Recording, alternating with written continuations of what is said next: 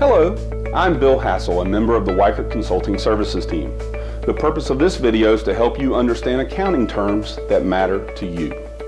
We're going to start by defining a few terms.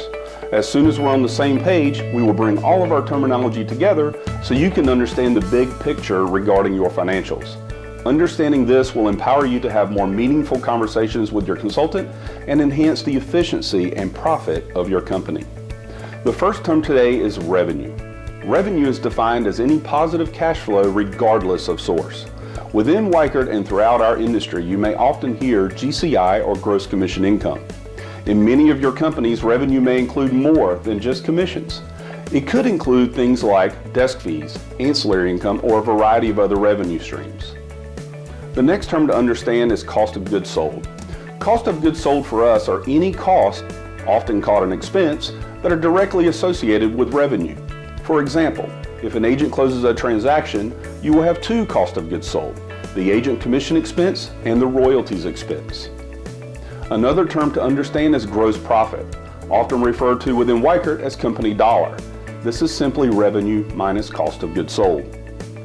The most important reason to understand company dollar is you are then able to calculate it as a percentage of your revenue. By monitoring this percentage, you will be able to make better management, budgeting, and leadership decisions. I'm often asked, Bill, if you were to tell me to understand one number that I would actively monitor and manage to influence my company, what would it be? Well, this is it.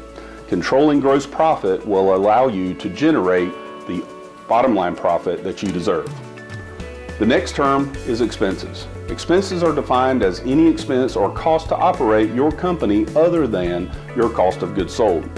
At Weichert, we split these expenses into four major categories: salaries and payroll, marketing, occupancy, and general and administrative costs. The next term is operating income. Operating income is calculated as revenue minus your cost of goods sold minus your expenses. Now, this isn't quite the bottom line, but it's getting pretty close. The final term is earnings before interest, taxes, depreciation, or amortization. Quite a mouthful. We'll call that EBITDA. This term really matters more to your accountant as your interest, taxes, depreciation, and amortization affects your total financial picture and leads to your net income. Most often with real estate firms, talking about expenses after EBITDA includes such things as loan payments and depreciation of purchased equipment.